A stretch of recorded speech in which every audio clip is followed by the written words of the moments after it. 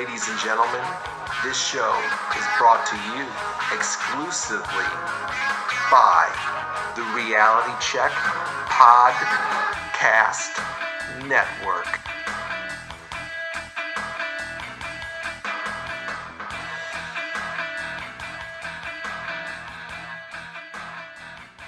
If you found $100 on the street, would you pick it up or keep walking? Of course you'd take the money. So why do you keep picking winners and not betting on them? That's why I go to my bookie. It's fast, it's easy, and they pay when you win. Let's face it, where you're betting is just as important as who you're betting on. And I wouldn't be telling you guys to bet with them if they weren't the best and if I didn't do it myself. Do the smart thing. If you're going to bet this football season, bet with my bookie. Did you know that you can bet on games after kickoff? If by the second half it looks like your bet is going to lose, you can always just take the other side. If you're the kind of guy that likes to bet a little and win a lot, try a parlay. If all your picks come through, you'll multiply your winnings, and no matter how you bet, the NFL season is the best time of the year. So join now, and my bookie will double your first deposit up to $1,000. Just use the promo code RED to activate the offer. That's promo code RED. So visit mybookie.ag today, and we would like to thank them for supporting the Rad Turtles Wrestling Podcast. That's mybookie.ag. You bet, you win, they pay. Welcome everybody to the Rad Turtles Wrestling Podcast, a hard-hitting, in-depth, cutting-edge look at today's product in the world of professional wrestling. Now, without further ado, here are your hosts, Rad Rob Francois, and the Aussie guy, Dean Galloway. Alone in my car, I'm in a parking lot. Darkest spot in my mind, my tongue is dry. Why do I crumble quickly, stumble swiftly? Cursing myself, I burn the furniture. A million times in my head, I'm feeling low, got nowhere to go, but back up again. You gotta get bruised before you get mad. You gotta fall down before you fight back. Was feeling so weak, but baby, I'm strong. Little did I know I'm a champion. Hey guys, welcome back to the Rad Turtles Wrestling Podcast. This is the 2019 WWE Clash of Champions post-game wrap-up show. I'm your host, Rad Rob Francois, along with our new co-host on Rad Turtles Wrestling. Please welcome to the podcast, all the way from Australia, it's the Aussie guy, Dean Galloway. What's up, Dean? How you doing, buddy? G'day, Rob. Doing well, mate. Good to be here, and my first post-game show, and the first time in a long time that I've watched the WWE pay-per-view all the way through. So, yeah, looking forward to breaking it down with you boys, and see what we all took out of it, and see how our picks went. Yeah, because I was not as good as I thought I was going to be. There's a couple shockers tonight, so we'll get into that here in a second. Also joining us, this is going to be a lengthy introduction, lengthier than most things on John, but he is the host of Wrestling with Reality, the co-host of the Realest Guys in the Room with Dan Fry and Don Severn, and he also co-hosts another new show, Vampiro's Rituals, with the one and only Lucha Libre legend, Vampiro. He is Mr. No Days Off. He is Johnny Podcasting, Mr. John Wangland. What's going on, John? What's going on, Rob? What's up, Dean? Thanks for having me on tonight, man. I appreciate the invitation, and looking forward to doing the post show tonight with you, brother. Yep, I'm looking forward to, so let's get right into it. We start off with the kickoff show. The first match is for the Cruiserweight Championship. The WWE Cruiserweight Champion, Drew Gulak, was in a triple threat match against Humberto Carrillo and Lince Dorado. I really enjoyed this match. I don't know if you guys caught it. I know sometimes it's hard to catch a pre-show because some people even forget what time it comes on. But I was really impressed with Carrillo. I hadn't seen much of him in the past, and he's a little bit sluggish at first. He looks like a 12-year-old boy in a man's body. But he had some really interesting moves, and I wasn't thrilled about Dorado that much. He's obviously in the Lucha House Party, which typically are jobbers on Raw. But yeah, I mean, other than like a nice top rope Hurricane Rana, I wasn't too impressed with that guy. But Gulak, man, I'm telling you, that guy could be on the main roster. I don't think he needs to be in the Cruiserweight division. I don't think he holds the title for a couple of months, but he did get the win. Dean, what do you think of this match? Did you actually catch it? I didn't catch the pre-show, sorry, mate. I've got That's kind of what no comments at all on the first two matches, unfortunately. Right. John, did you happen to watch it?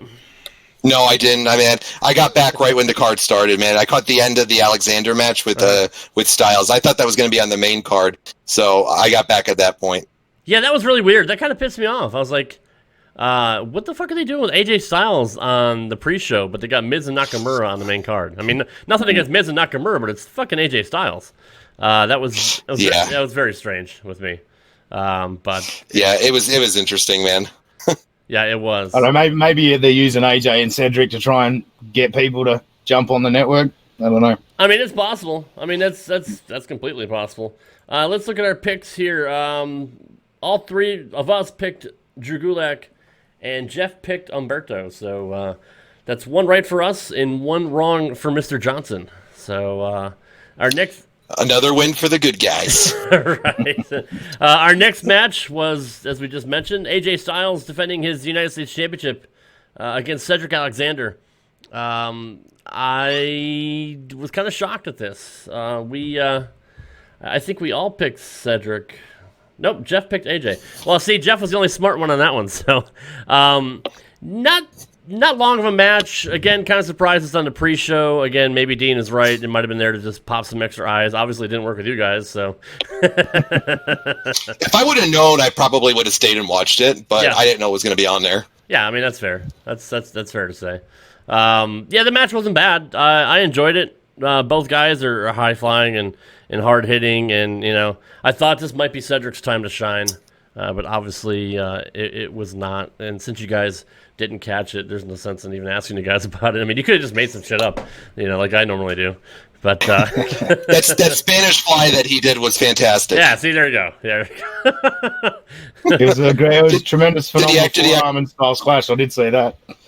Yes, it was. Yes, they did show a replay of the Styles Clash, which was pretty good. So that moves us to the main card. The first match leading off the show was for the Raw Tag Team Championship. The Raw Tag Team Champions, Seth Rollins and Braun Strowman, defending their titles against Dolph Ziggler and Robert Roode. I fucking love these guys. Like, Roode and Ziggler are fantastic together. They got to come up with a tag team name, and obviously they're going to need to because they took the titles away from Braun and Seth. Pretty much exactly the way I previewed it the other day, last night, on the preview show that we did. It's just that old school Vince McMahon WWE booking. Braun runs into Seth, and Seth gets taken out with the glorious DDT, and boom, Braun blames Seth for losing the tag team titles, and there's your heat for the main event, which they really didn't have any going into that. So that was, like Dean had mentioned in the preview, just cookie cutter booking. And that's the way it went. But the match itself was really, really good. I enjoyed the chemistry between all the four guys. What do you think of the match, Dean? Yeah, look, it was reasonably solid. Like, I've written down here, like, nothing super special, but it was just a solidly worked match, and in a lot of ways, it was just used to sort of really build up the main event, wasn't it? Like a lot of talk about Seth and Braun, but obviously also trying to talk up Roode and Ziggler and the tag team that they've developed over a very short period of time. So, look, it was there to do a job, and I think it did. I think it helped get the main event over and, like you say, get a bit of heat into the main event. But, you know, there's nothing really that stood out to say, oh, wow, what an amazing match. It was a solid match. It was a good match. I wasn't bored, but I also wasn't going, oh, wow, what a match. So, yeah, that's kind of all I took out of it. Yeah, that makes sense. John, what do you think of the match?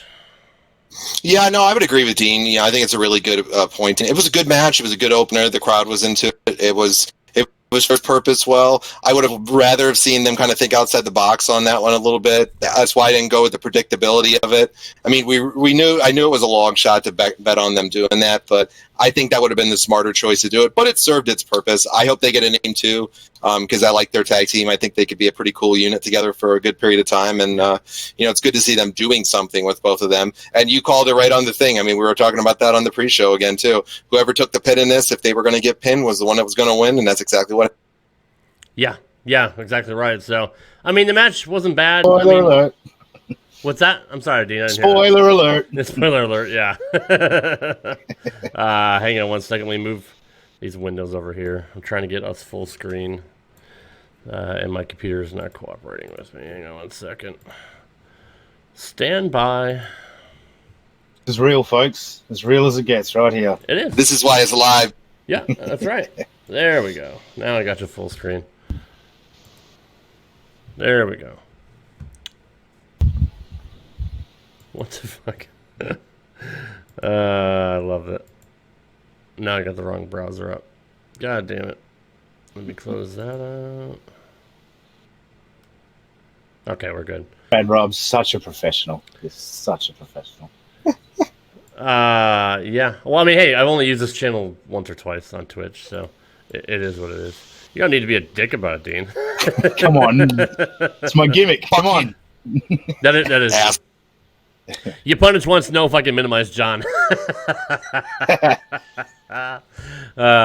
you punish it? What's that, John? Fucking you punish. Yeah, I know. Fucking you punish. How do we get to see the comments? I want to see the comments. Open up a browser window, fuckface. Ah, Obviously, so much Yeah, I obviously, can't see the comments. That stuff. That's not. obviously, you're not even fucking following my channel, Dean. So what the fuck? It's our channel now, you asshole. Fucking one thing at a time, Rob. Jesus. Right. Yeah, I know. All right, let's get back to the card here. Fuck, I don't even know what the order this is in. God damn it. Let's just I've got it go. written down here. Do you? Okay. I've got an order. So Bailey and Charlotte was up next. Becky and Charlotte. You know, yeah. this match threw me for a loop because I know we all picked Bailey, but right in the back of my mind, I still thought Charlotte, being as great as she is on pay-per-view, that she might pull it out. But that being said, it wasn't a long match. It was really, really weird. It was strange booking. I'd like to finish, but I don't know why the match didn't go longer, especially with all the extra fucking gaga they had with the rest of the show. And we'll get into that later with some of the other matches that went too long and didn't have, it just had weird booking and backstage segments and all that. But, for two really, really great women's wrestlers, I just don't see why this is such short of a match. But I do like the fact that Bayley took off the bottom turnbuckle pad when nobody was looking, and when Charlotte went to go get her, she threw her into it and got the quick pin, grabbed her title, and fucking ran. Like, I thought she'd go up to the stage and celebrate. No, Bayley didn't even look back. She just grabbed her title and fucking booked it so Charlotte wouldn't kick her ass. What'd you think of this match, John? I thought it was a good match. It served its purpose. The Bailey thing is just still getting used to for me with her being that heel. I think she's needed it for a long time, but I thought she would win, but I was kind of surprised because, it's same as you said, it's always in the back of my mind that Charlotte can pick it up there. Yeah. And I don't know. It's the two heels facing each other. It's just got a weird dynamic. It seems like the heels on SmackDown are the ones that are only for the women's division, are the only ones that have a legit shot, and the faces are just a bunch of, the job squad. Yeah, that's a really good point, actually. Dean, what do you think of the match? Did you enjoy it? I really like this, actually, and I like the fact that it was so short. Like I mentioned in the preview, that I wasn't interested in this match at all. I couldn't care less about it. I thought it was a really nice beatdown from Charlotte, and like John said, with two heels going against each other, there's not really a babyface comeback, is there? So Right. I thought Bailey did absolutely loved the finish. Bailey did a great job of discreetly pulling that turnbuckle pad off, and then bang, bang, get the pin, get out of there. I thought it was tremendous for a match that didn't really have a lot of heat in it. I thought it was get in and get out. They did a good job. I don't think it hurt Charlotte in any way, shape, or form. Like, she gave her a serious beat down and then just got caught off guard. I thought it was tremendous.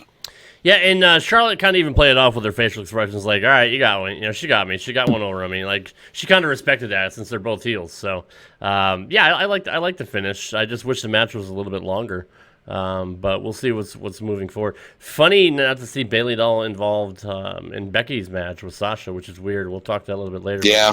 That was very, very interesting, especially the way the end of the match went.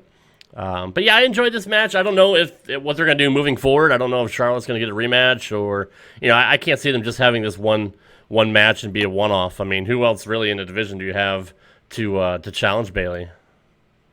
So well, that's the problem with the women's division, isn't it? That you kind of do have to keep going back to the well. There's not enough women, and bringing in the tag team division as well. It really does just. You leave you kind of a little bit handcuffed of what they can do. So, there's no doubt that Bayley and Charlotte will be going again for sure. And hopefully we'll get a longer match. And I don't know. At some point, I just don't see. I mean, Bayley's had a good run, but I still think Vince loves Charlotte so much. You know, he just sees money in her because she has the look. She's a fantastic athlete. She's a tall girl. She's a bigger girl. I mean, I actually like to see Lacey Evans get a run there again. I know John hasn't been really big on her, you know, because she's kind of green. But with the draft coming up, which they recently announced, the draft is coming up the week after they debut on Fox. So we may see a change-up with the roster. Obviously, we'll see, you know, people move around. But maybe Lacey will get moved over to SmackDown, and maybe she can challenge Bayley because Vince just loves those big, tall girls. That's just you know, that's just the way it is. That's Vince McMahon prototype.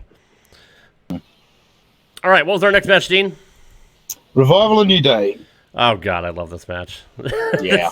this match, holy shit. I'm not going to say it was the best match on the card, but it was really, really, really good. I thoroughly enjoyed it. The Revival, to me, like Dean had mentioned on our previous show, haven't done much. I wouldn't say haven't done much, but their best matches were behind them on NXT. But to me, this is probably the best match they've had since they've gotten called up. The finish was... I understand why they did it, but it was a little weird. Like, I like the fact that they hit Big E with the Shatter Machine outside the ring, because, like, you don't ever see something like that. That's one of my absolute favorite tag team moves. And they actually sold, you know, their own backs, you know, when they hit Big E with it. So I like that. Like, not a lot of people would do that. And then they hit, you know, Woods with the Shatter Machine in the ring, and I'm like, all right, shit, that's over. Big E's gone. You know, they hit their finisher on Woods. It's over. But then they took it to a different direction, and this is kind of, I guess you would say, Randy Orton's influence on them since they've joined up with him. They wanted to take advantage of Xavier's bad knee that they had injured about a month ago. And this is his first appearance since. And they ripped off his knee pad, ripped open his tights, exposed his knee, got him in a inverted figure four, and made him tap out just because they could. I mean, that is like... If that's not Paul Heyman booking or whatever, I know they're on SmackDown, but like, there's got to be some kind of a Paul Heyman influence on there because that's just calculated and diabolical, and I really, really love it. What do you think of the match, John? I thought it was really good too, man. It was a really good match between them, and the best part, I think, that this is when, you know, and he grows on me week by week with his commentary. Sometimes he can be a little obnoxious, but honestly, he's the best one other than Mauro Ranallo on the WWE brand, right? Or in any other shows is Corey Graves. Corey Graves helped sell the end of that so well when he was saying, "I'm big fans of the Revival." He's like, "I've always supported these guys, but you didn't take the pin. You don't just do that. That's not a good move." And It's like, he's putting them over as, like, you know, being gigantic heels, because the heel announcer that's always putting them over is sitting over there saying that's a stupid move. I don't know why they're doing that. That's going too far. Yep. I thought he did a lot for that, man. And I thought this is where you see with the new Revival, they'll go again. There's going to be a lot of great matches with these guys in the future. I think they're going to save some good stuff for Hell in the Cell and maybe even have another team be involved. But this is where the Revival's kind of old school style comes in a little bit. Right. And they're working the body parts in it, and this is the basic psychology of wrestling that I always love to watch. He's got the knee injury, work the knee. And Xavier did a pretty good job selling it throughout the thing. There's a couple times he didn't, but the Revival is so crisp and good. Like, it just really flowed well, man, and good for them for getting another crack and getting the new belts over on SmackDown. I absolutely agree. Mike Durban is in the house. What up, Mike? What's up, buddy? What's up, Mike? Good to have you here, buddy. Dean, what do you think of this match? I know you're a big fan of both teams, but how'd you feel about the outcome? I love the match, and I absolutely loved the finish. I've got notes here. Nice little match. Revival are really good, and again, love the finish. The Revival are really, really good. That old school tag team, the cut off one side, work a body part. Obviously, you know, as you've spoken about, Woods had the knee injury coming in, and they worked that. I'll agree with you, John. Corey Graves did sell it well because, the pin was there to be taken, but it's just really good heel stuff to go, no, we've got the win, but no, I want to inflict some more damage and to make him tap out. Absolutely loved how they did that. I couldn't put that over enough.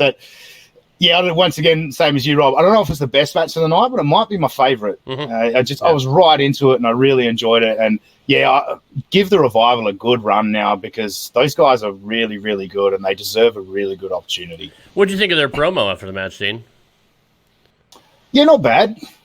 Not bad. I think, just trying to, get yourself a little bit more heat on top of it. One thing I did notice, did Xavier have some other tights on underneath his tights, or is Yes, legs he did. black? He did. Because I was going to say his legs are blacker than his body. Yeah, Yeah. Those tights. No, I was those like, were what the tights. hell's going on there? Yeah, there was other tights on. Oh, yeah, all right, cool. Because I thought that was really weird. But yeah, no, the promo wasn't bad. You know, trying to get some more heat and keep building it up. So yeah, no, look, I really enjoyed the revival. I think I'd push them hard and give them a really good run with the tag titles for sure. Yeah, I agree. I mean, I was a big fan of this too. I've been neglecting our picks here. We'll go over the picks in the show and we'll check on who won. Just Looking forward to going over the picks. Yeah, exactly. So what's our next match, Dane? I've just written down here because we had the little segment here, the 24/7 segment. That was kind of funny, actually. That was I've written here. R-Truth, Drake, and Alexa were really good in that backstage segment.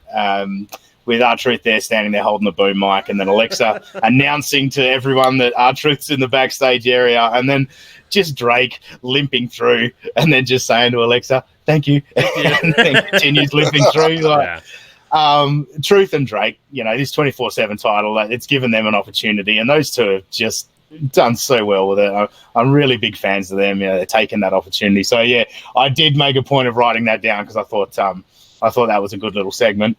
And then that followed on to Fire and Desire versus Alexa and Nikki was the next match after that. Yeah, you know, I actually really enjoyed this match too. It was weird, like a week, I don't know if it was a week before or 2 weeks ago, when they were fighting. Alexa was on the top, and she kind of looked down on the outside of the ring to see what Nikki was doing, and Nikki got taken out, and that kind of distracted Alexa to, for them to get the pin on her. That almost happened again tonight, and I'm like, oh shit, here we go, it's the same thing over and over again. But no, I was actually surprised. You know, that did happen again, and Sonya Deville did take advantage of the situation, but it didn't result in a pinfall. And Alexa and Nikki Cross retained their tag team titles. I mentioned on both review shows that I did that I thought if this is the time for Fire and Desire to do something, it's now.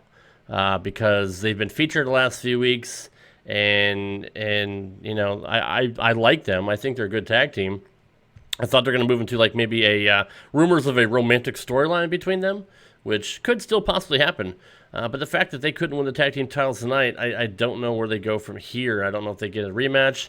I know the automatic rematches and all that stuff is all gone now. But yeah, there's not a lot of women's tag teams right now. So unless they do some makeshift tag teams, which is kind of what they've been doing with the Raw tag team titles, it's a weird title scenario. And I'm still shocked that Bliss and Nikki are together. We picked them to break up a long time ago, John. Mm-hmm. Yep. They've tried to do what they wanted to do with this, and I think it's worked for the most part, actually. I'm surprised it's kind of worked, you know. Nikki Cross has grown on me a little bit. You know, I'm still not an over fan. I got to say, Alexa looked... I know if Mike Durban's still in the chat, I know Mike will appreciate this here. Mike said Alexa was fire, so yeah. Oh, my God. I didn't get to see the comments here. As soon as I saw her, I texted you. You put it in our Twitter group chat that we have. At the same time, we were texting. Yeah, at the same time, literally. And it was like, I was watching it, and then my son walks in, and he goes, "Who's the hot babe that looks like Harley fucking Quinn?" And I said, "That's Alexa. That's your new stepmom." She looked good, man. Oh, my God. Yeah. Wow. Bro. I want to have her on. Do you think she's going to get naked for us, bro? Would she show her boobies, bro? No, but I mean, I like their finisher. I do. I like Fire and Desire's finisher. Yeah, and they hit it, and I'm like, wow, I didn't expect Nikki to come and break it up, and they did. So yeah, I thought that was it for them. I don't know. They don't have any other real competitors, man. This belt should be thrown in the trash and forgotten. It's really, they weren't ready for it. There's not enough stuff to do it. It's not something that's ever going to make anything out of it. Fuck, they can't even do men's one. They're not going to do anything with this. They probably give them another match at Hell in the Cell and another couple of teams, makeshift teams they throw in there too, do like some type of 4-person match.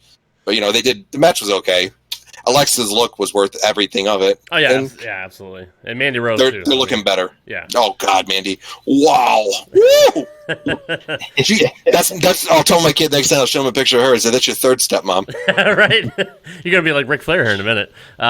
Mystery Opponent said that they could have set off that dissension between Nikki and Alexa. But yeah, they could have. But it just... they didn't do it. And I don't know if they're going to pull the trigger. I mean, I like these two together. And they're actually making, I mean, I think they're making the titles worth something. I know, like I said, they don't have a lot of contenders. Paige, I think, is out again with some kind of a surgery. So she was managing the Pirate Hookers. Asuka and Kairi Sane. So I don't know what they're going to do with those. They might just split them up and put them in a draft somewhere. But Dean, what do you think of this match? Yeah, look, I got written here a literal bathroom break because I did actually go for a bathroom break during this match, but I was watching on my iPad, so I took it with me. But I thought that was also proved by the fact that they had that 24/7 title run in the middle of the match. It's kind of suggesting that they thought that nobody actually gives a shit about this match, so we'll send the 24/7 title in. My main notes were it was a nice perv, as we've spoken about with Alexa and Mandy Rose. Very, very nice to look at, very pretty ladies. But yeah, I agree with you, John. Nikki's interesting. Like, she was growing on me. I quite enjoyed her performance in this match. Yeah, she's got something interesting going on there. I can't really put my finger on exactly. I liked the way she sort of her outside the ring. How she's back and forth. She's got all this energy. Mm-hmm. Yeah, like it's interesting. Obviously I love Alexa, and I think Vince is kind of trusting her to try and build this tag team division because you're right, there isn't a lot of women there for this tag team division, and I got to assume that they are going to go again with Mandy and Sonya. I agree with you about the finish. That's a really cool finish from Fire and Desire. Sorry, that's their name.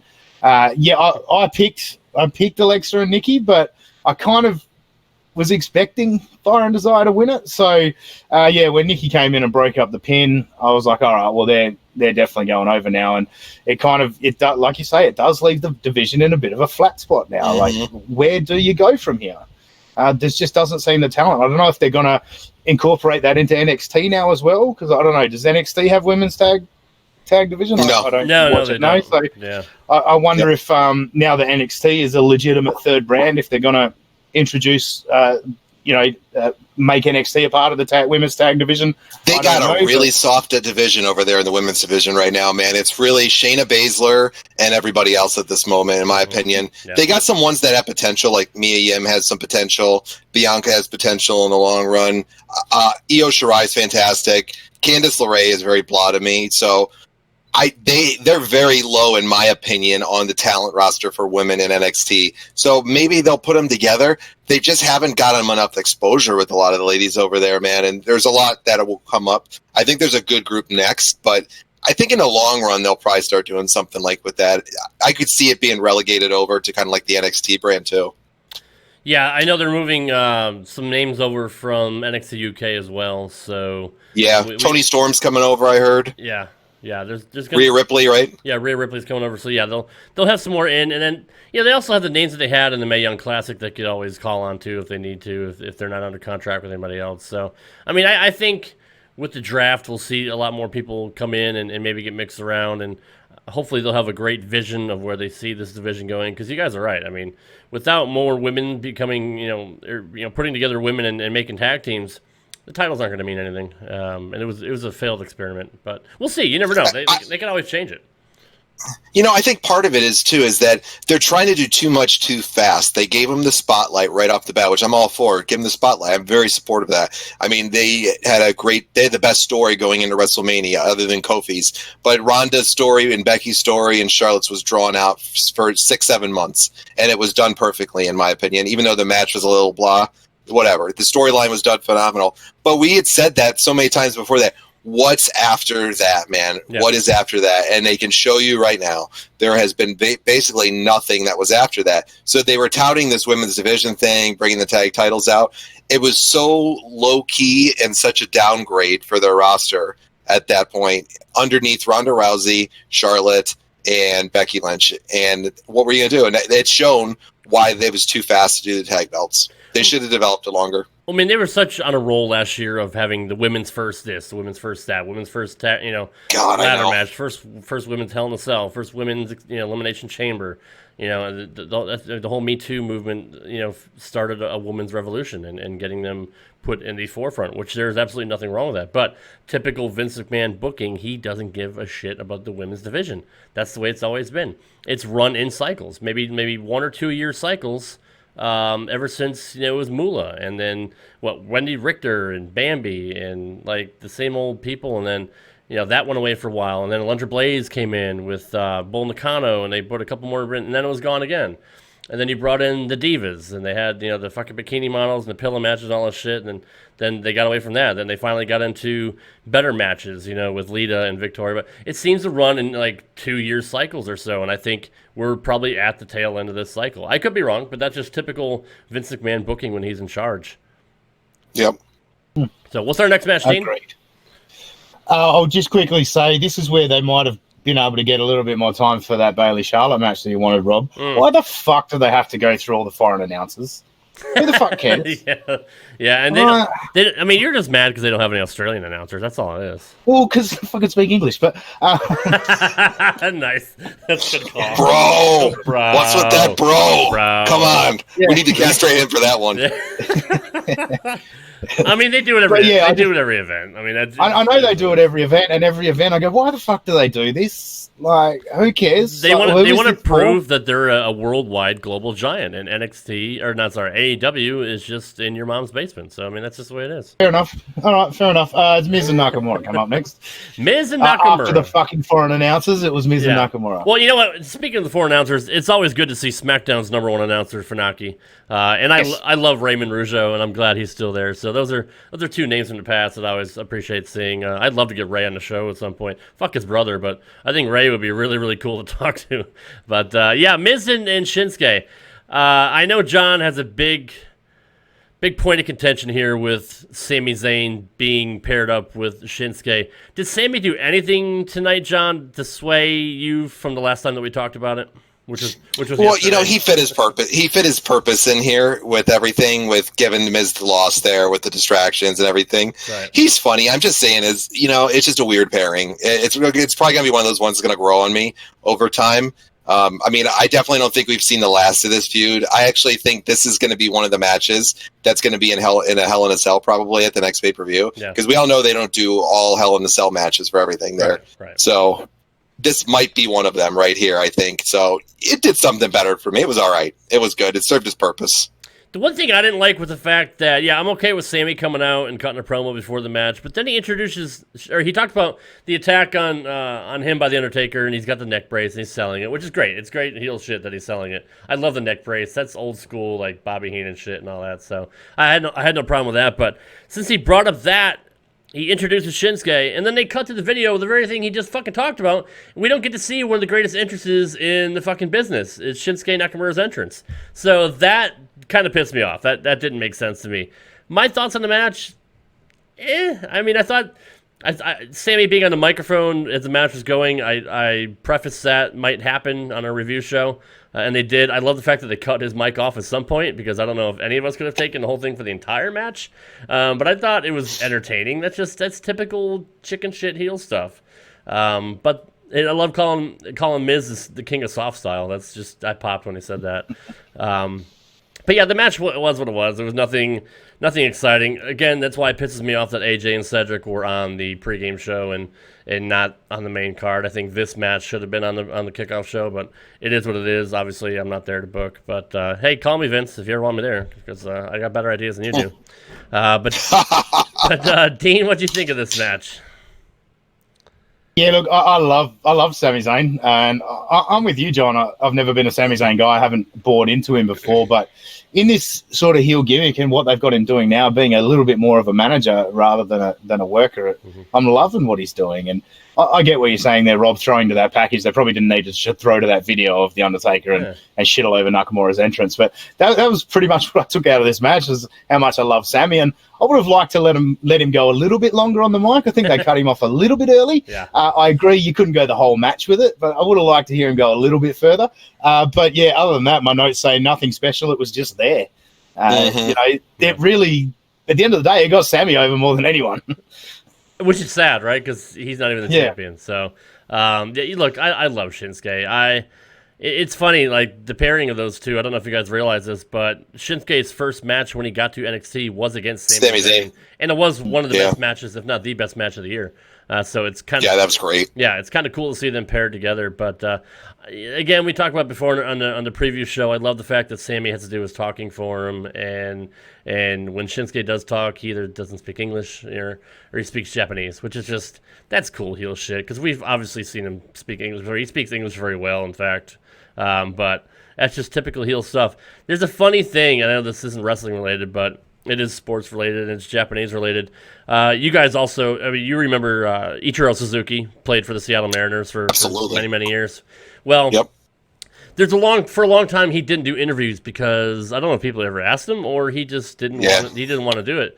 And a lot of people thought that he didn't speak English. Well, when the mic'd up technology came in, I remember there was a time, I don't know if he was on first or second base, but they had him mic'd up, and he was actually speaking in English to the second baseman, and they had it on mic, and they played it on TV, and the guy's like, I thought you didn't speak English, and Suzuki's like, shh, like, it was funny shit, like, that's what Shinsuke is doing now, it's cool heel stuff, but, yeah, you're right, guys, the match was what it was, it wasn't even worth talking about that much anymore, but Shinsuke kept his title, and we'll see where they go from here. What was our next match, Dean?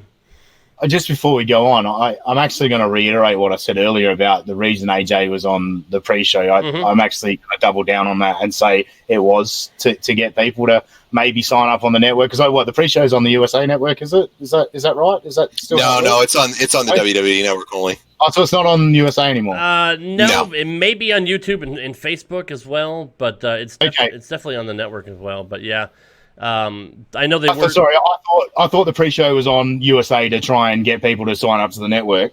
So that was my theory that AJ was on there. Because if you put that match on the pre-show, that ain't convincing anyone to actually sign up to the network. But if it's not on any television broadcast, then that point makes no sense. So we'll move on. Sasha Banks versus Becky Lynch was the next one with a Becky Lynch promo beforehand, which I have to point out. She said, I've had the best year of anyone in the history of the WWE. She is definitely having a Stone Cold 1998 year. There's no doubt about that. Mm-hmm. Being sarcastic, of course. But yeah, the next match was Becky and Sasha. I mean, you're kind of right. I mean, obviously not to the heights of Stone Cold, but I mean, like, they have been doing everything they could to push her ad nauseum. I'm kind of shocked that they're almost giving her the Roman Reigns treatment and just kind of shoving her down our throats with the 2K20 cover. I think she's on the cover of ESPN magazine. She's been the face of the franchise since WrestleMania. I'm kind of shocked that fans haven't gotten tired of her. I think she got maybe she cooled off a little bit in a couple of months after WrestleMania, but, I mean, she's still over right now. People still love Becky. Again, like John said, I don't get it. I was never a big fan of hers. I thought before she turned heel last year, I thought she was vanilla. Like, I didn't understand her character. She had a cool entrance. That was about it. I didn't think she was a great ring worker, a great technician. But when she turned heel and had, some of those matches, like the Last Man Standing match with Charlotte, fucking some of the best matches she's ever had in her career. I mean, like, her and Charlotte had a really, really good feud when the roles were reversed and Becky was a heel and Charlotte was a face, which is funny because Charlotte isn't usually good as a face. That just shows how well-rounded she is. But that being said, I like Rebecca Quinn as a person. I think she's cool outside the ring. I loved her 360 special they had her on the network. But, her in-ring stuff is just blah to me. But that being said, I actually enjoyed this match. I thought it was one of her better matches. I just don't understand the finish. The finish was so weird. Sasha brought in a steel chair from outside the ring, and she was threatening the first part was cool. When she brought in the chair, when she brought in a chair the first time was cool. She threw it into the ring, but she threw it far enough to where it went past the referee, so he had to turn around and go get it. When he did, she grabbed another chair from outside the ring and hit Becky with it in the stomach. Jumped in the ring real quick, gave her a Shining Wizard, and I thought that was it. I thought that was going to be the pin, and it was a near fall. I was like, holy shit, that got me, because I was not expecting Becky to kick out of that. But then Sasha went back for another chair, and somehow Becky ended up getting it from her. And Becky was going to hit her with it, Sasha ducked, and the referee was standing behind Sasha, and Becky hit the referee with a chair, which is weird. Goddamn fly just fucking attacked me. They do attract to shit, you know. Yeah, okay, all right. That's better than the joke I was going to do. So, Yeah, well done. So yeah, Becky took the referee out with a chair shot, which is something you don't ever really see. And he went down, and nobody rang the bell. And then all of a sudden, they just fought outside the ring, and Sasha tried to get away. Becky followed her up the stairs. They went and fought in the concourse. They came back down to the ring. And then all of a sudden, out of the middle of nowhere, I think it was Cole that comes out and says, yeah, so we just got word that this match is over. It's a disqualification for Becky hitting the referee with a chair. And I'm like, that's just fucking awkward, the way that the whole thing played out. Like, I thought there might be a chance that they'd get back in the ring and another referee would come down and we'd get an actual finish. But it was just really, really awkward how they mentioned out of the blue that, oh yeah, by the way, this match is over. And Becky's disqualified, but she keeps her title. Just strange. I mean, other than that, the match itself was very good before all that happened. But I'm interested to see what happens next time. What do you think, Dean? Yeah, look, my son was a little bit sooky during this match, so I missed a few parts of it when they were fighting up through the concourse and all that. But the notes I wrote down is the referee chair spot was the shits. Yeah. Absolute shits. Like she hit him in the arm, like, ow, like, fuck. Yeah. Bitch. That was horrible. Yeah. And you got hit in the body, mate. Why are you knocked out? I don't understand. Like, right. For like 20 minutes, right? Yeah. yeah, like that made no sense to me. And then, yeah, like you say, the finish was the shits as well. Like, because it was clear, like she's sitting there doing the armbar thing, whatever she calls it, the disarmer on the chair, and then suddenly these other refs come down and they're breaking her up. I'm like, are they doing a no contest here or something? What the fuck are they doing? And then, like you say, Cole just announces that Becky's disqualified because she hit the ref, and it's like, okay, like just ring the bell when it happens, and then they can fucking fight off into the back and leave it at that. Like it just made no sense whatsoever. Yeah. I just didn't like it at all. I really didn't like it in any way, shape, or form. And Becky is a heel. She is such a smug fucking Yes. I don't know how she's a babyface. She's so fucking smug. I am glad you said that, because that's exactly the same thing I was thinking after the match, especially when she's like, give me my belt, and just stood there and like, give me my title, you know, and then just kind of fucking paraded around, you know. You're exactly right. I'm glad you said that, Dean, because I had that very same feeling at the end of that match. Like, Becky is a fucking heel. John, what'd you think about this match, man? I think it was good up until the ending, like you mentioned, man. The ending was fucking ridiculous. You want to know how long it was that they were fighting outside? My wife took the dog out to go to the bathroom around the block for a walk, and when she came back, it was still going on. Wow. And she comes back. Yeah, it literally was probably 7 to 8 minutes long of it at least. And she looks at me and she goes, "This shit's still on? They're still fighting outside?" I said, yeah. I said, they are. And I was like, and then he mentions it. And all I'm thinking to myself is but he mentions it, but they keep selling the fact was she's got to get it in the ring to win. She's got to get it in the ring to win. Yeah. And I'm like, motherfucker, man, she hit the ref and looked at her, got hit with the steel chair. Do you think she's not going to, I thought they were going to let it go and not disqualify him, even though, and that ref bump, man, that guy should get sent back to grade school, fucking referee school, whatever he's doing. I don't even think he got hit on the arm with the goddamn thing. I think he just, it was like she whiffed at him. Becky is the worst at swinging chairs too. I'm just gonna say that too. Yeah. She's awful when she gets a chair, man. He whips, and then he's laying there for like 20 minutes from a fucking chair shot, like Dean said, that grazed his arm, man. That's got to be one powerful damn chair. And it's like WWE standard of what I don't like about their pay-per-views over the last like probably 6 months to a year. You see this a lot. It's almost every show. One of the big matches on the show, one of the big title matches, always fucking ends in a disqualification, a count out, something just to draw it out even more. I mean, how many damn times are they going to do that? We mentioned that on the pre-show too. We said, which match of the night is going to be the one where something screwball happens at the end, and they do the Kofi and Randy Orton like they did last month, the other matches that they've been doing. We mentioned that right in the pre-show, and this was the match. I thought it was going to be the main event probably, but this was the match that did it right here. So we know we're getting this again. And then you let the heel look after they do this whole thing. You got the heel out there getting beaten out into a pulp down there like that, and her arms getting snapped up. It's the complete opposite of how you should really do it, man, and how it really sells heat, because you want to get that angle over. the chase is the most important thing, man. Mm-hmm. Have Becky as the face, chase the heel that's beating the shit out of her week after week. It did nothing for it at the end of it. It was a good match, just did nothing for it. But we'll see it again at Hell in a Cell, I'm sure. I guarantee you. That's why the chairs came out, to do a TLC match or some shit, or a Hell in a Cell with weapons in it and all that. TLC Hell in a Cell match. Book it. Yeah, no. Book it. Yeah, I agree. It's the fucked finish, man. It was just weird. Like, and that's another reason why I'm like, why the fuck did Becky or Bailey and Charlotte get so little time when you got 20 minutes of fucking bullshit going on this match after the fact that it was already over? So, yeah, I don't know. It is what it is, but we definitely will see this. Nothing we can do. Yeah, there's nothing you can do. Oh, we're definitely seeing it again. It's going to be at Hell in a Cell. It's going to be one of the matches in the cell here, man. But, I get how they do that. You got to set up the next shows, but that's what television's supposed to be. Yes. They're always thinking too far ahead now with stuff, and instead of delivering at points on matches that people are anticipating and looking forward to, they're just looking forward towards the next pay-per-view on how they're going to do it. Yeah. And I get the logic on that sometimes, but the pay-per-view, the big card, is supposed to be your payoff for all the weeks leading up to it. They're not giving a good payoff here. They're just dragging it out in a really lame-ass way. If you're going to do it and draw it out to the next pay-per-view and keep doing that and doing it and really put it out there, you got to develop a better storyline than some dickwad finish where they're, she clips the ref there like that. It just doesn't do it. That's the problem that WWE's had with a lot of the things, is their finishes suck. Yeah. And the way they finish them. Look how they closed WrestleMania, whether it was an accident or not. Becky beats fucking Ronda with a small package roll-up. What? Come on. Tap Ronda Rousey out and really give her the rub. Come on. But whatever. I mean, that's just an example. That's my gripe with them. Yeah, I agree. Next match was Orton and Kingston.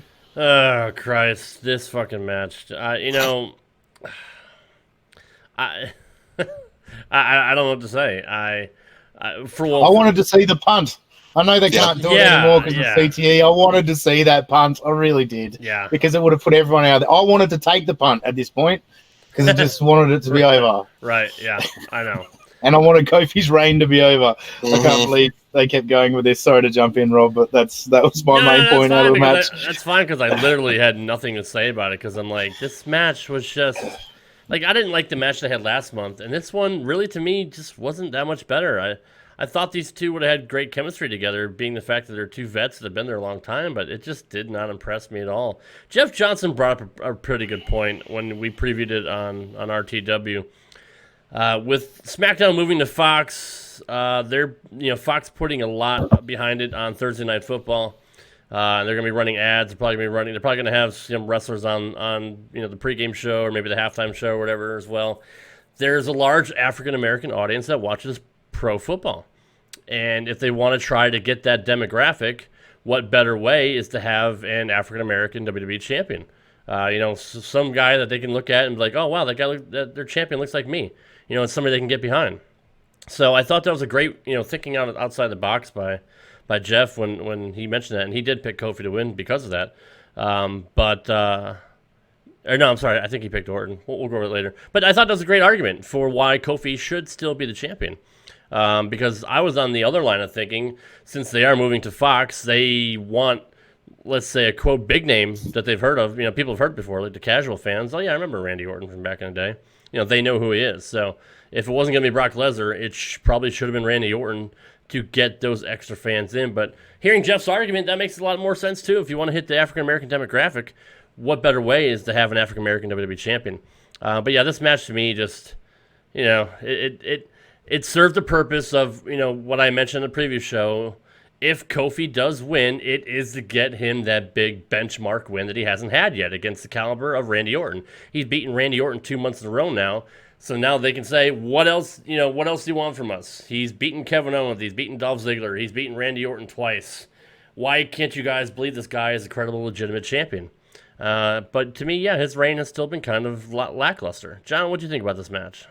I agree. You guys mentioned it perfectly. Who's next after this? Do they keep going with this again? Do they put it in Hell in a Cell? I mean, do we get it again? I don't think you can at this point because, like, you can't. Yeah. Yeah. Yeah, I mean, and this is like every time. You can't do it, man. Who's next though? Who is the next logical step of somebody to actually get in there and dethrone this guy, or that you think could be realistic? I can't think of anybody offhand on the roster right now on SmackDown. Now I know they're redoing the draft here, but is Kofi Kingston the guy that you want to headline your $1 billion deal for television? And casuals aren't going to come and be attracted because of Kofi fucking Kingston. And I love Kofi. He's a great guy in real life. Yeah, he is. He's a great guy in the ring. He's a great ambassador for it. I'm glad he got his reign. The experiment's over. It hasn't worked, man. I'm sure he sold a lot of merch for them. This is the guy you're going to bring to lead SmackDown on your $1 billion 4 or 5 year contract, whatever it is with them, for over $2 billion. Are you serious, bro? I mean, you really better check that draft, man, bro. Are you serious, bro? Let's think inside the wrestling bubble, bro. I mean, come on now. This is just silly logic on their part. Randy Orton, no, in fairness, I mean, I love Randy Orton. He's a great guy. Mm-hmm. Was he the person to lead it either over there? No, he's not. Who do they have? Roman we'll get to him after, but who do you got, man? You put Daniel Bryan back in there again? I still don't see him as the person to lead it. They better really reassess what they're doing in the draft, because their rosters, with the way they've had them developed based upon the last one, and I know they flip-flopped back and forth a lot, with people, and it's just been a free-for-all, but they're making this brand exclusivity thing very well-known now, and there's no wild card mention. Right. They're making it well-known at this point, and it's going to be exclusive. That's just how it's going to be. Who is going to be the flag bearers to switch over? What are you going to do? Because these rosters right now, man, are really done wrong if they're going to go the way, that it is now.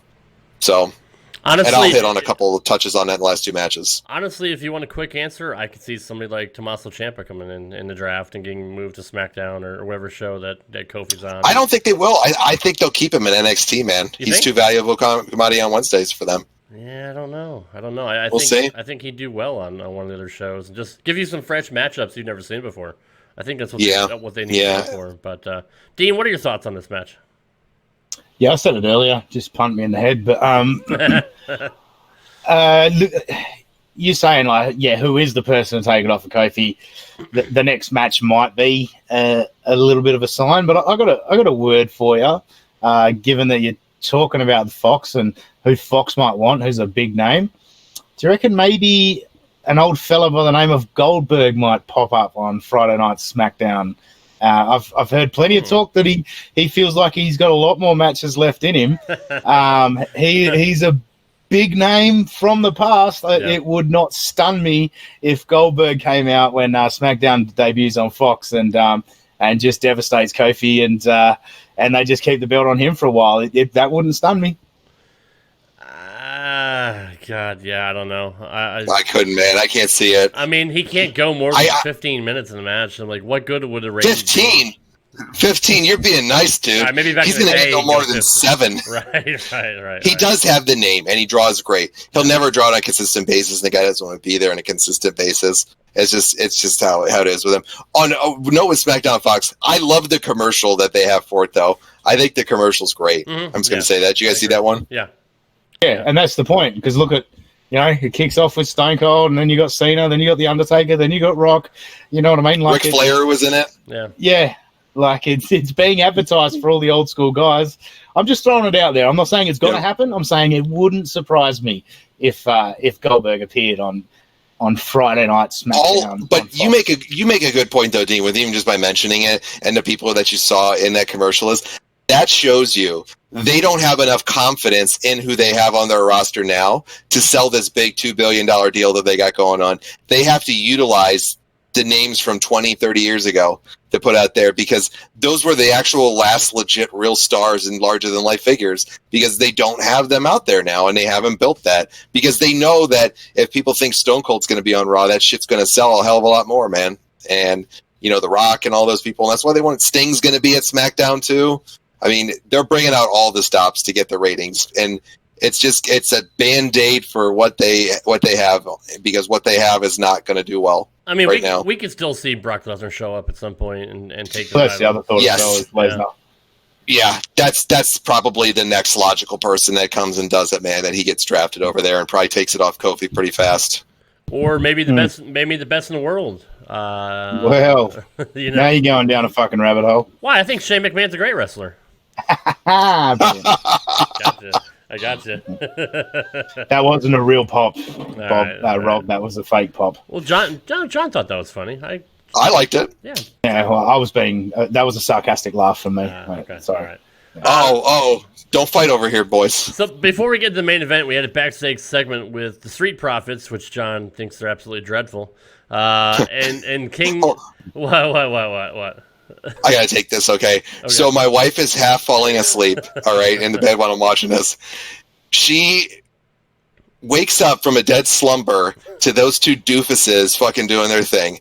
And my wife goes, "Who are these annoying motherfuckers, man? They're annoying, dude."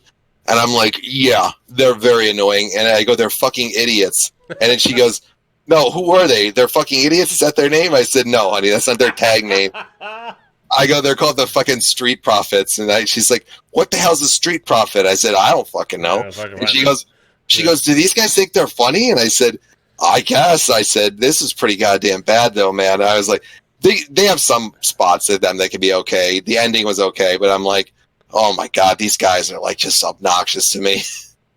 Dude, I think Montez Ford is hilarious. I think he's got charisma just falling out of his ass. Like, you want to talk about somebody that can talk, dude, and he's a great athlete too. Like, they're a really, really good tag team. And I think Dawkins' underrated kind of dry humor is cool too. I thought, him asking Booker if he can knight him, and he's like, so I'm out with the ladies and we're chilling at the party, and I tell him I'm the Dark Knight, and I'm like, I fucking pop for that. Like, come on, that was funny.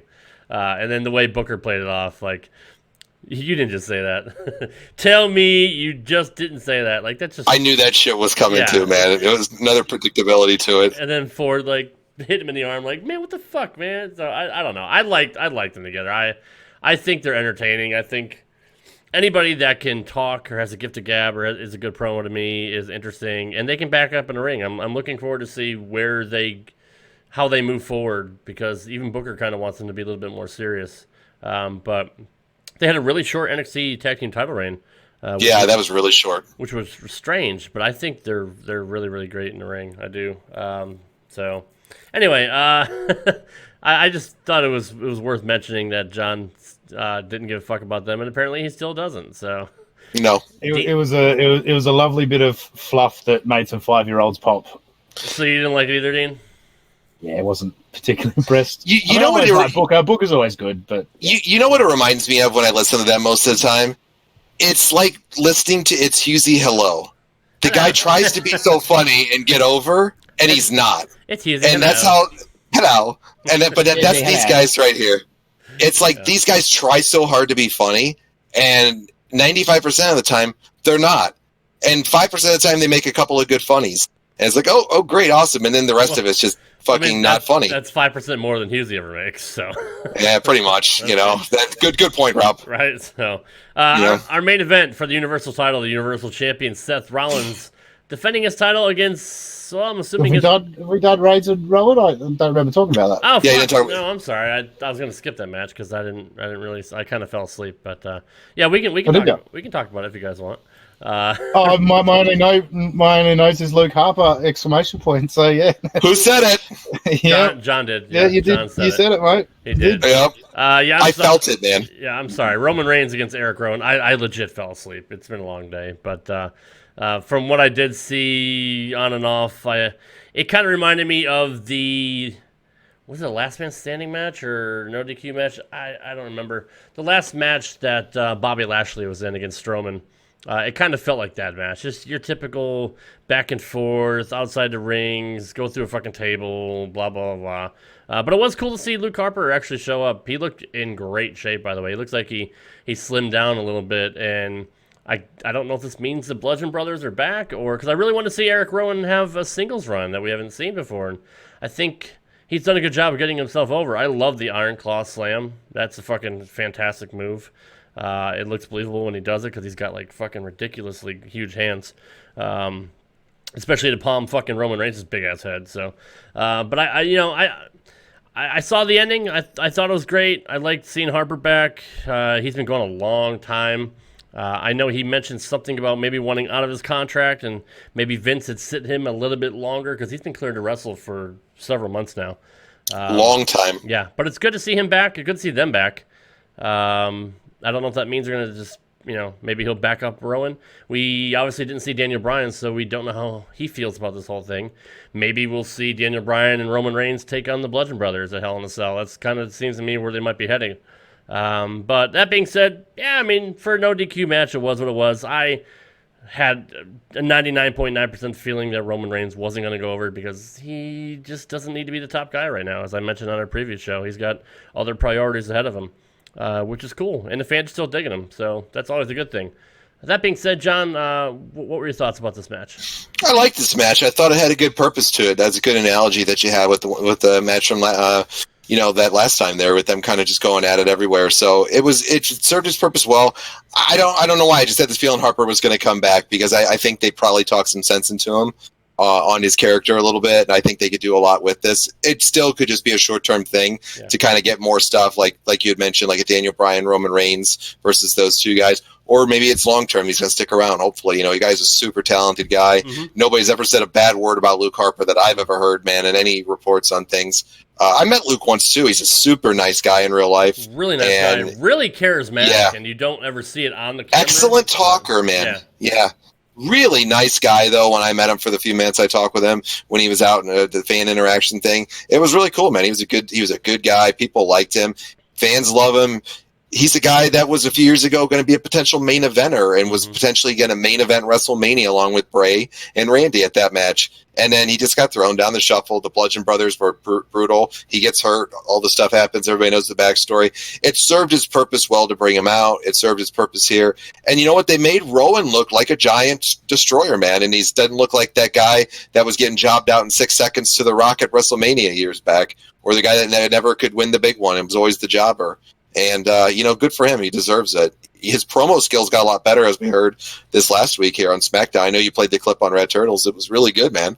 So, I'm glad they did what they did. It definitely served its purpose well, and I think you're spot on, Rob. I think they're going to go with the Daniel Bryan and Roman thing against them in Hell in a Cell, and I think Daniel Bryan turns on him, and they start a big faction with those three. That would be kind of cool. But, Jeff and I kind of mentioned on RTW that maybe Brian's got one more run in him. Maybe he wants to kind of take some limited dates, or maybe work as an agent or whatever and take some time off.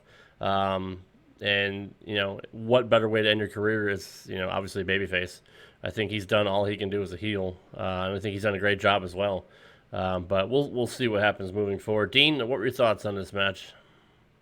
Yeah, look, like I said, Luke Harper's the big moment. There were some nice spots, like showing the guys' power. Both guys showing their power. Roman's catch of Rowan into the Samoan drop was pretty impressive. Yeah, it was. He just shows how strong and powerful the guy is, and there's no doubt who Roman is, and I think he is actually getting legitimate pops now. They're not huge pops, but he's getting some legitimate ones. So he didn't need the win. I spoke about it in the previous show that we did. I wanted Rowan to go over strong, and he did. Obviously, they just wanted to protect Roman. Jesus Christ, that's a problem with these two. Roman versus Rowan makes it so hard to talk about. But that's why the game is Eric back. Yeah, they wanted to protect Roman, and obviously, they had the thoughts of bringing Harper back. I think Harper's actually slimmed down too much. He used to be such a big, powerful-looking monster, whereas now when he stands next to Eric Rowan, he doesn't look as big as he used to. Now I know Eric Rowan is a big man, but Harper used to look a lot more menacing. I don't know if he's on a vegan diet or something, so maybe that does mean that Daniel Bryan is involved in this. But nice. Yeah, look, it's as John said, it served its purpose. It did what it had to do. Rowan had to go over, and I kind of agree with you. I don't want to see these guys in a tag team. I want to see at least one of them get a push, because I think they both deserve an opportunity to get a push. But and personally, I like Harper more. But if they're going with the tag team thing, and it does kind of, all the signs do seem to point to that it might be Bryan and Roman versus Eric Rowan and Harper at the next pay-per-view. Who knows? we'll see what's to come. But it is what it is. It did what it had to do, and it wasn't a bad little match, but it certainly didn't get you particularly excited. Yeah, absolutely agree. All right, that leads us finally to the Universal Championship match. We had Seth Rollins defending his Universal Championship against the monster among men, Braun Strowman, his I don't know if they're former tag team partner, but obviously losing the titles earlier in the show to start the show put a little heat between them. They even mentioned it. Charlie Caruso came up and asked Seth right before the match, saying, earlier when you guys lost your tag team titles, Braun Strowman blamed you, and Seth's like, dude, it's a tag team. We're a team. Like, we both lost. It wasn't one or the other. He said, I got more important things to worry about, and that's defending my Universal title, and I slayed me a beast at SummerSlam, and now I'm going to add a monster to my list. So I thought it was a cool little quick promo from Seth Rollins. I know John's... I hate his promos. I hate his promos. John the fucking worst, man. John doesn't like him either, but I like him. Dude, he can't Braun's talk. Braun's earlier in the show as well. Like, the get these hands thing, like, it's just so hokily done. Like, it's just so obviously built into, and then he's got to get these hands. Fuck me, that's so lame. Wow, you can actually be a stunt double for Braun. That was really, really good, Dean. I'm just saying. You kind of look like him too. You just got to grow the beard out just a little bit longer. Yeah, I was going to say I need 6 inches. Well, I definitely do, but so's your wife. That's not just yeah. Oh! Well, that was the obvious point I was making, you moron. But anyway. But yeah, anyway, carry on, Rob. Mr. Yupunich said Dean's going to fit right in on the show. That's absolutely right. That's why I handpicked Dean to be I don't want to say replacement, but the. Thanks, Jeff. By the way, appreciate it, mate. Yeah, thanks, Jeff. I'm a fan. I'm a fan of yours. Fuck John Langland. Yeah, fuck that guy. Yeah, fuck that guy. He sucks. Yeah, nobody likes him. Everybody else says that, so it's okay. John is such a heat magnet, but no, it's good to have Dean as the successor to Mr. Johnson. If it's a hard seat to fill, and I'm not sure if anybody can, but I think Dean is certainly up for the task. So, but anyway, I like Seth Rollins. I like his promos. Just you can call me weird, whatever. I mean, I think there's been worse. I mean, he's not like Ultimate Warrior cringeworthy or anything like that. So. No one is. Yeah, right. I mean, I hate to speak ill of the dead, but In a call from the heavens, warrior, we are gonna climb the mountain and go see Kingdom Come. Sorry. That was really good. Somebody must have spiked John's Coke with HGH. So, anyway, main event here. This match was actually better than I thought it would be, but it had that kind of Brock Lesnar, Seth Rollins feel to the way it was booked. Like, I don't know why they have to feel the need to hit 17 fucking finishers to put a guy down. I thought Braun might actually come back from all that, but he initially kicked out of 3 straight curb stomps. The first one he kicked out of 1. I'm like, oh, fuck, here we go. Yeah, he kicked out 2 more after that, and I'm like, all right, maybe he's actually going to win this match. And then I'm like, fuck. I can almost see where this is going. He ended up reversing the 4th curb stomp, got Seth up and set him up for a running power slam. Seth got out of it, fucking super kicked him, put him down, and gave him another curb stomp, or gave him a pedigree. Pedigree first. A pedigree first into a curb stomp. It's kind of cool to see him pull the pedigree out. So, I mean, it all costs. Seth was going to do whatever it took to win this match. So he did hit him with the pedigree, which got Braun down, and hit him with the 4th curb stomp for the win. Very, very interesting, considering the fact that Bray Wyatt has challenged the winner of this match at Hell in a Cell. I find it very interesting that they decided to go with Seth here. I guess the only logic I can see, if you want to use typical wrestling logic, the fact that they put Seth over Brock Lesnar and Braun Strowman, 2 hugely, hugely popular guys, and 2 just giants in their own right.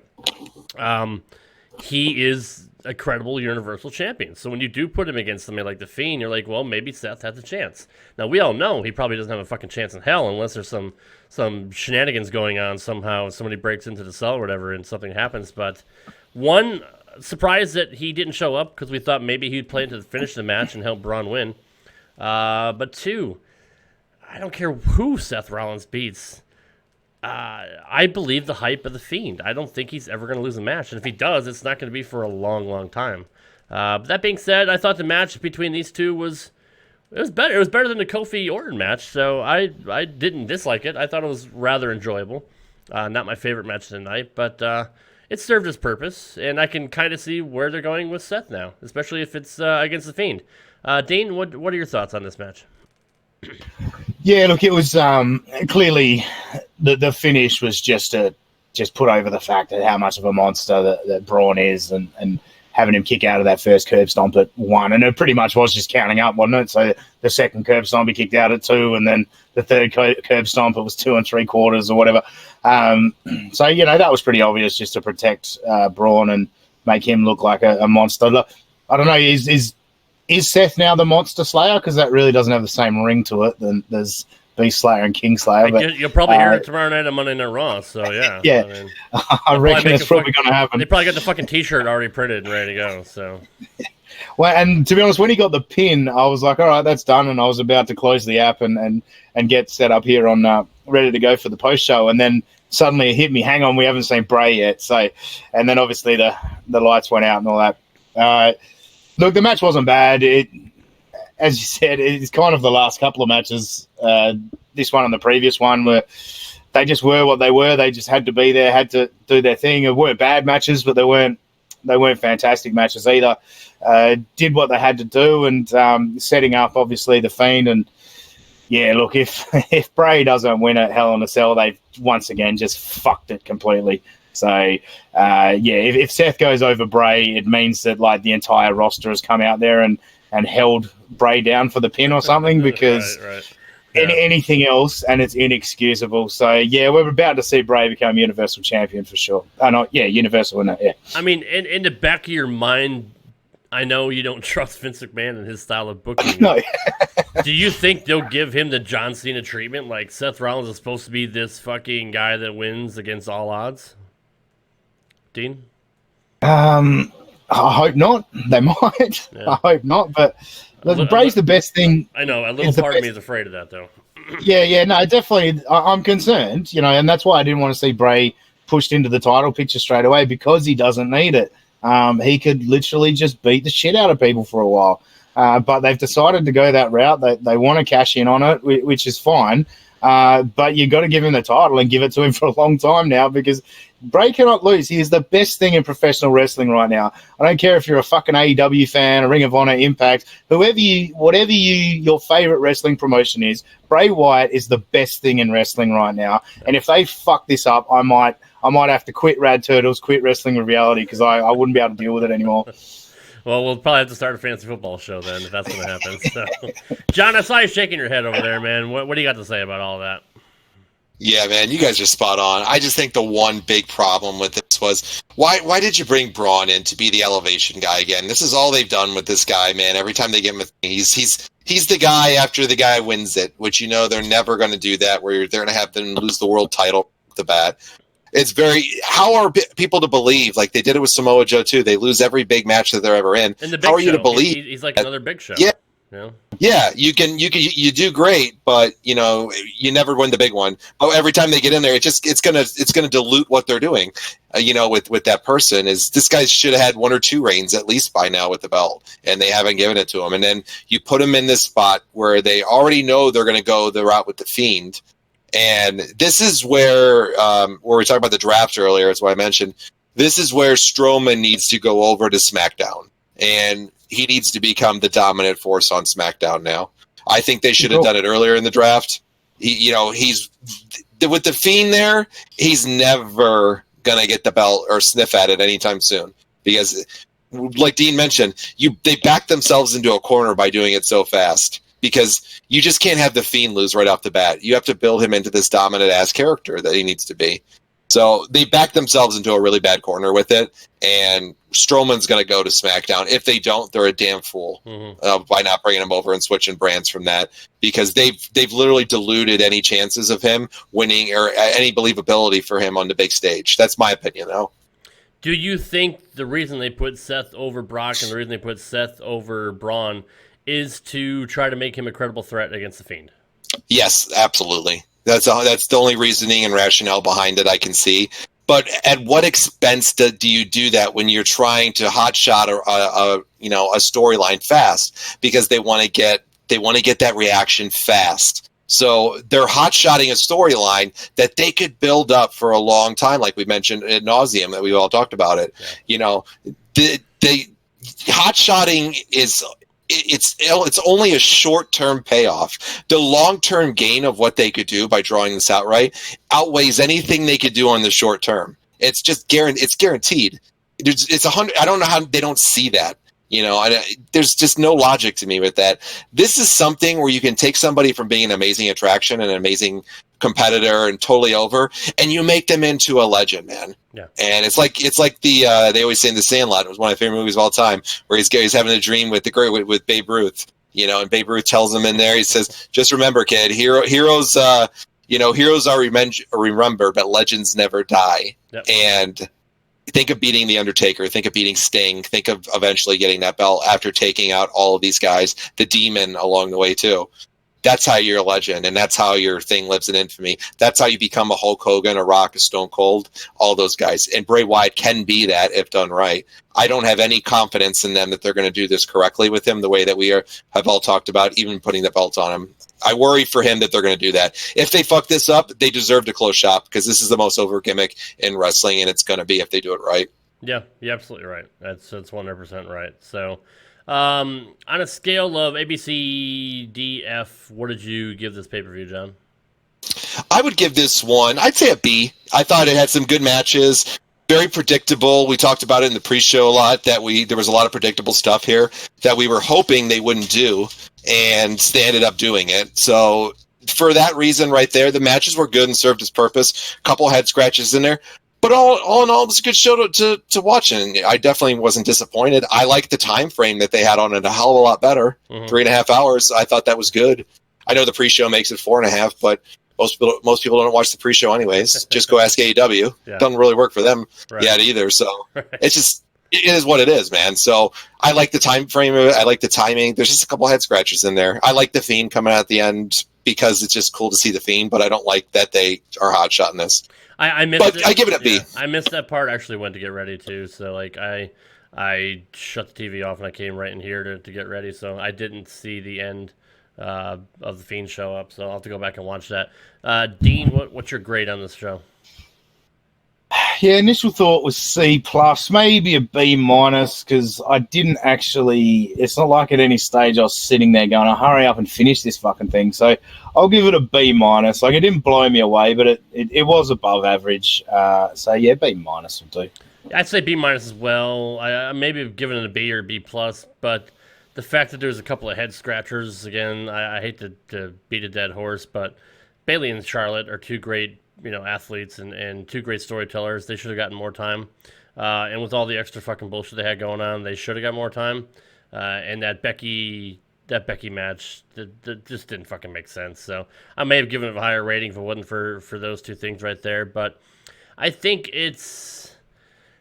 I thought maybe we would get a clearer picture of where they're moving into Hell in a Cell, and we really don't have a lot of questions answered. I think it even just, if it did anything, it muddied the situations a little bit more, because you don't know where they're going to go with some of these matches, like fucking Bayley, like what are you going to do with her and stuff like that. So hopefully TV will clear that up in the next few weeks here before we get to Hell in a Cell, and before we get to SmackDown on Fox and get to the draft and all that. So all in all, not a bad show. I think still better than any fucking pay-per-view AEW puts out. I think we can all pretty much agree on that. AEW is, for much as I want them to succeed, they have a long way to go. Mr. Yapunich gives it a C. He'll give an A for me and for Dean, and an F for Johnny Podcast. So it's fair. Yeah, that's fair. Yep, that's fair. So coming up this week, we're going to be doing a little bit of a schedule change on Rad Turtles Wrestling with Mr. Mr. Galloway. Or any of the other fucking gimmicks that I got going on. Or fucking, yeah, right. So, since the fact he's in Australia, he's 13 hours ahead of me. we kind of have to work a different kind of schedule. But It's going to be 14 soon, too. yeah, that's true too. You're right. So fuck me. Yeah, okay. I'm gonna have to get used to that. So we will be no longer doing a Raw watch along, which you saw this past week, but we will be doing a Raw review. It'll be a standalone show. So we're going to be recording that on Tuesday, and that should drop either Tuesday night or Wednesday morning. And our flagship is moving to Saturday. You're typically hearing it on Thursday, but with the schedule changing of SmackDown moving to Fox, with NXT coming in, with AEW coming in a few weeks after that, our main schedule, once all that stuff goes into effect, will be Raw on Tuesday or Wednesday. We'll have a Wednesday Night War show, which will drop either Thursday night or Friday morning. That'll feature NXT and AEW. And then the rest of our flagship will be on Saturday, where we'll break down SmackDown Live on Fox, our current news, or anything else coming up, and our Polly and John segment and all that. So we'll send all those notifications out. I'll let you guys know when that goes into effect. But that's what we got going on coming up here. Sorry, before we move on, can we just break down the picks and who did what with the picks? I'd just like for us to break that down. He wants to tell us he won. Yeah, I was kind of trying to avoid that. All right, let's go down the picks. I'm just going to go in no particular order, just the way I have it written down.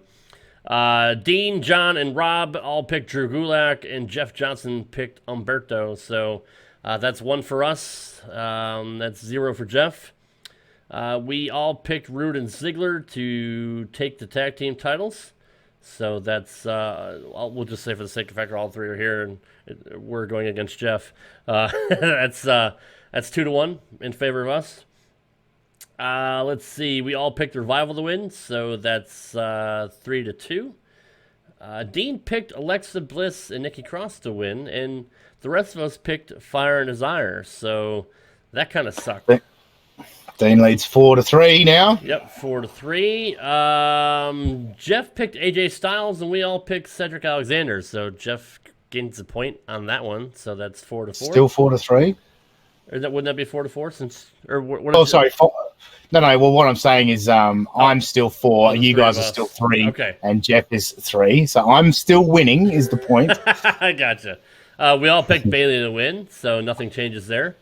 I'm still winning. We all picked Sasha to win, so yeah, that didn't work out. That's correct. She won by DQ. She did. She won the title. Oh no, you're right. I'm sorry, she didn't win the title, but no. Okay, my bad. Yeah. Okay, so that didn't change anything. We all picked Rowan to win. John and Jeff picked The Miz, and Dean and I picked Shinsuke. Yeah. Rob. I'm still winning. Rob, Dean, and John picked Randy Orton, and Jeff picked Kofi Kingston, so Jeff gains a point. Oh, so, am I tied with Jeff now? I don't know. Am I tied? Yeah. Me and Jeff are tied. All knotted up. And then the final match, Dean picked Seth Rollins, and the rest of us picked Braun Strowman. So Dean Galloway, in his first prediction, part of Rad Turtles Wrestling and the Reality Check Podcast Network, Dean is the predictions champion for this pay-per-view. Very 9 out of 11, mate. Not a bad effort. Yep. First time trying it. Very well done, Dean. John has sucked ass ever since his first initial win, where I think he went undefeated for one pay-per-view, but hasn't really done. I think it might have been 2 in a row I did, and then I did MMA predictions with the guys on F for Real, and I won that one. Ever since then, it's been all downhill. I've tried to think creatively and outside the box on what they could do, and I should just know enough to know that they don't think that way. Well, sometimes you got to go different because we did agree on a lot of picks, and sometimes somebody has to go outside the box to try to get the advantage and take a risk, like we do with our football. Well, it was the women's tag match that decided it. That was the difference. Yeah. Yep. Yeah, it was. So good looking out, Dean. That was a good job, man. Very well done. Hey, Congratulations. well, I don't know if Mike Durbin's still in the room, but me and Mike are big Alexa Bliss fans, and that's why I chose those two. So yeah, thank you, Alexa, you gorgeous woman. Well, so we'll see what happens next month. We'll see if you can defend your predictions title. So yeah, very well done. Probably not. That being said, I'll give you the floor if you want to plug anything you got coming up or your one social media account. Go for it. I'll plug the fact that the Falcons got over the Eagles, Rob. So fuck you. Oh, is that final? That's final now, God mate. So, damn it. So yeah, you've come crashing back down to earth this week. You're still leading me, but John can take the lead over you if he gets the Browns right tomorrow. So I gotcha. All right. I think that's right. Yeah, because John would go to 8 points. So yeah, I'll plug that. Obviously part of Rad Turtles. Well, I've always been a part of it, but officially a co-host now. So obviously you're listening to Rad Turtle. So continue to listen to it because I'm going to be a part of it. Obviously Wrestling with Reality with you guys, and yes, at that sussy guy on Twitter. Imagine that Aussie guy and put an S where the A should be. That is my Twitter account. Come let me know how much of a douchebag I am. We need a shirt that says put the S where the A should be. Yep. I think we need to make that shirt. That's going to happen. That's not a bad idea, that. John, what do you got going on, buddy? Man, I got more shit to plug than an electrical socket here in the house, man. But, we just launched our newest episode of Vampiro's Rituals today. So that launched out. We had a really interesting talk on this episode for everybody out there. Man, this was a really enlightening one. We talked a lot about today's topic was about marijuana and the differences between marijuana usage over opiates and some of that type of stuff right there. And Vamp was talking a lot about different safe measures that people can use with that, because a lot of people are misinformed with marijuana and the drug government. We talked about big pharma out there and a couple of government things. And then we had a great discussion on health and lifestyle things that he offered with different stuff that's out there, shared some different tools and techniques. And we had some really great, listener comments and messages. They weren't great because of the context they were saying, but they were great because we got a chance to really break down some barriers with suicide today and some real serious topics and stuff. So bullying was one of them actually in there. That's going to be on another show, but really great content. There's a really interesting lesson today. I think it's about 50 minutes. We try to keep it under an hour all the time. It's a fucking great listen. The Wednesday show is tremendous. If you're a wrestling fan, you want to hear about what Vamp's take is on Game Changer Wrestling, Nick Gage, Darby Allin, these guys doing this hardcore deathmatch shit. Mm-hmm. Wait till he's going to surprise you. You're going to get your surprising answer to it. So we talk a lot of wrestling on that and stuff, but that's dropping on Wednesday for that. And if you want to get the episodes early, all you got to do is go over to the Patreon account at patreon.com/Vampiro. We're growing our community really fast over there. We got a bunch of people signed up already, so it's really nice. We just launched it a few days ago. It's gonna be a really fun site. A lot of interaction with Vamp and everybody from the Vampiro Undead Army, and just a lot of fun, man. So make sure you go check it out and you get the episodes early. You can live interact with him. You can be part of live streams with Vamp, where you can look at him face to face like we're on right here. And then the realest guys in the room is coming out, part 2 of that interview that they had with Fight Psychology, that great show that's out there in Australia actually, and Gareth over there does a great job. Part 2 is coming out, and then we have Mark the Hammer Coleman coming up. He's going to be doing the show. We're going to have Shannon Rich on there. Who else is coming up? Ken Shamrock's going to be coming up probably sometime in late October, and Don's going to be on there. We had Don on, but the audio was really bad the week before, and I didn't want to use it. Don lives out remote Arizona in the country, so we're working on getting him an upgrade out there and stuff. But Don's a great guy. He's a riot, man, and he's going to be joining us the next couple weeks too. It's mainly Dan's show that's on it for everybody. Don, I mentioned this before. It's in the description. Don comes on about once a month. He'll be coming on and everything, so it's basically Dan's show just with me. And then Don's going to be there too once or twice a month with some special guests. And that drops on Thursdays, called The Realest Guys in the Room with Dan Severn and Don Fry. And of course me, Johnny Podcast and Wrestling with Reality. I'm switching up the days a little bit here. Wednesdays, Fridays, and Sundays is when you're going to see. Because Fridays, we're dropping out the football episode where we're talking football. Yep. It's a little tackling with reality, fantasy stuff. I think drop the with on that. I reckon just tackling reality. You're on that too. All of us here. It's a lot of fun, man. Yeah, that was a great idea. Tackling reality sounds better than tackling with reality. Personally, oh yeah, tackling reality. I'll take that. Tackling reality, man. Absolutely. It's a great show that we do for all the fantasy football fans and football guys out there, and everybody wants to hear some breakdowns and see who's the big winner every week in our little competition. But and bro, I'm still don't forget, bro. That was my last one, man. It just came out an hour ago. So we're finishing up this taping at midnight, a little after midnight on Monday. And it's already out. So go check out Castry and the Bros too. It's pretty fucking epic stuff, man. It's a lot of fun. And so good. I'm go over and direct your hate at me if you want there for some of the people there that's going to listen to it. That'll probably hear this too. You can flip one of these up because I know that one guy likes to stalk at me right here. So I'm going to flip that right up there to him, the little birds, and tell him he can enjoy his guest spot on Castrating the Bros. And the next one's going to be even better because we're not doing Castrating the Bros. We're doing the Dean Bronette experience. So It's going to be good. It's going to be really good. Yeah. Yeah. Yep, it'll be fun. Just stacking to the list of fucking gimmicks that I got going on. Yeah, no shit, right? Double cheese! Double onions, you motherfucker! Motherfucker. Yeah, that's going to be good stuff. You thought I'm trying to retire, motherfucker. I just want to sit at home and do nothing, motherfucker. I'm trying to be irrelevant, but you keep making me relevant, motherfucker. Yeah, it's gonna be so good. You thought this shit was crazy with Castrating the Bros. Wait till we get the Dean Bronette experience. It's gonna be crazy. Because if you think Jim Cornette is off the rails and just says whatever he wants, which is what I like about Jim Cornette, which I think is funny when he does it. I think he's a miserable old bastard with the way he acts to people, but irregardless of that, man, I'm just like, he's so funny when he goes on these. He has no filter to what he says. Zero. And when you give Dean Bronette the reins there to do the same thing, it's we're not going to be getting Christmas cards from some people that are going to be on there, and we're definitely not going to be getting any Christmas cards from some of our special guests on Castrating the Bros too. Fuck them if they can't take a joke. I know it's a joke, folks. Just remember that. And people wanted it back by popular demand. I mean, I've had about 30 or 40 fucking DMs from people saying this was the greatest shit they've ever seen, man. Wait till they hear this shit. Then. Yeah.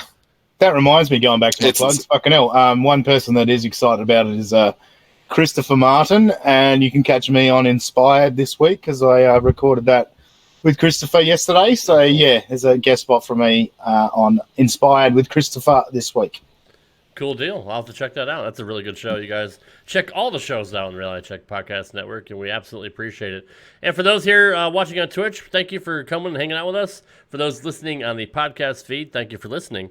And those watching this on Vampiro's Patreon, this is a special perk that we put in because right now Vamp doesn't like doing or at least talking wrestling for now. We're going to try to talk him into getting over that, but we said we would fill part of that wrestling thirst for you guys by having a pay-per-view recap show put on Vamp's Patreon once a month. So I hope you guys on Vampiro's Rituals Patreon are enjoying this video. You guys get to see the whole video version. Yep. See all my garbage in the background behind me. right, yeah. So I hope you guys enjoy this. So you can find me on Twitter at RadRobGaming. You can follow me on Twitch, my other Twitch. I'm a gaming streamer. Twitch.tv/RadRobGaming, and I have a YouTube gaming channel. Just search Rad Rob Gaming. If you want to follow Rad Turtles Wrestling on Twitter, it's at RadTurtlesPOD. You want to email us, send your emails to radturtleswrestling@gmail.com. We will answer your questions on the air, as Mr. Yupunich here can attest to that. We also have a YouTube channel. We'll be putting more stuff up on here in the future. Just search Rad Turtles Wrestling Podcast on YouTube. ProWrestlingTees.com/RadTurtlesWrestling. We have 2 shirts up for sale on there. Anytime you guys purchase a shirt, we will shout you out on the air. Just our way of saying thank you for supporting our podcast. We also want to thank MyBookie.ag for supporting the Rad Turtles Wrestling Podcast and Wrestling with Reality and the realest guys in the room. If you want to go to MyBookie, they will match your first deposit up to $1,000.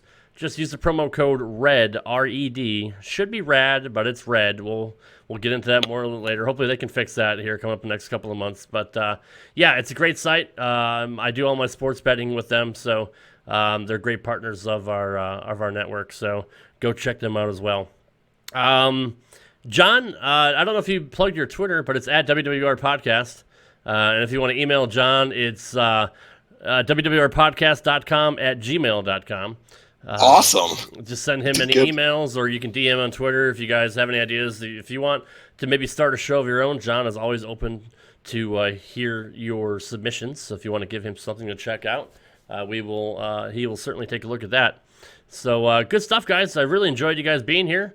It's a lot of fun being on Twitch. Again, we had some technical snafus to start at the beginning of the show, but I think the rest of the show went very smoothly. So always fun hanging out with you guys, talking to you guys. Obviously, we'll be back with you, John, this week on Wrestling with Reality, and Dean will be here for the long run, hopefully, with Rad Turtles Wrestling. So a very, very welcome addition as a co-host to the show.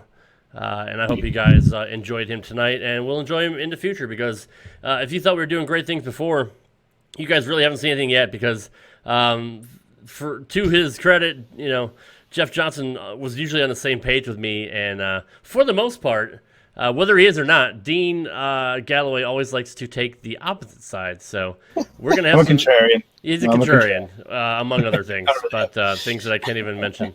But no, it's good. I'm an asshole and all that different shit. Right. No, it's a good chemistry we have together. We've always had good chemistry, and we'll get into some pretty contentious debates, I'm sure, along the way. So it'll be good stuff. But again, thank you guys for being here. Thanks everybody watching on Twitch, on Vampiro's Patreon, and all of you listening on the podcast feed. We will see you back for the Raw review on Tuesday. Thanks for watching. Thanks for listening, and take care, guys. Hey guys, Rad Rob here from the Rad Turtles Wrestling Podcast. We will see you on Tuesday, actually. We're going to do a watch-along with Dean and John of an ECW match. So that'll be that's breaking news right here. We just decided that here off air. So we had mentioned on the broadcast that we're going to do the Raw review. We're going to keep that part of the flagship until SmackDown moves to Fox. So Tuesdays will still be our watch-alongs and any interviews if we get them. So keep your eyes peeled on Tuesday for our watch-along of another ECW classic. So until then, guys, thanks for listening. Thanks for watching everywhere else, and we'll see you on Tuesday. Take care, guys. Thanks again for listening to the Rad Turtles Wrestling Podcast. Once again, you can follow us on Twitter. We are at RadTurtlesPOD, and you can email the show, and we will read it on air. Our email address is radturtleswrestling@gmail.com. Thanks for tuning in. We appreciate all of your support. You have been listening to the Rad Turtles Wrestling Podcast, only here on the Reality Check Podcast Network.